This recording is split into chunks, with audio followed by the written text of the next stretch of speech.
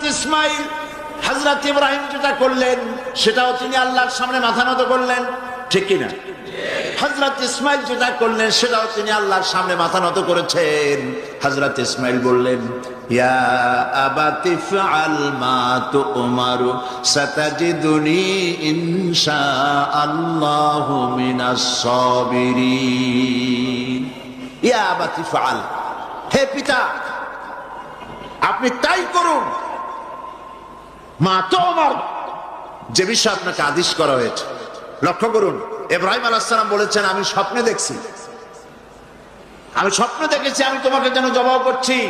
আর হযরত ইসমাঈল বললেন আপনি যে আদিষ্ট হয়েছেন তাই করেন। তার মানে ইসমাঈল বুঝতে পেরেছেন পয়গম্বরের স্বপ্ন স্বপ্ন নয়, এটা আল্লাহর ওহী, হুকুম। জবাব করে আমাকে আপনি ধৈর্যধারীদের মধ্যে পাবেন। এখন দেখেন এই যে উদখুলু ফিস সিলমি কাফা, এই সিলমুন শব্দ ওখানে এসেছে।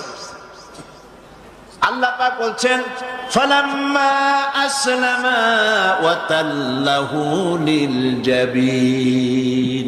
ফালাম্মা আসলামা, যখন দুজনই রাজি হয়ে গেছে, আত্মসমর্পণ করেছে। কোন দুজন? হযরত ইব্রাহিম আর হযরত ইসমাঈল দুজনই আত্মসমর্পণ করে দিয়েছেন আল্লাহর সামনে।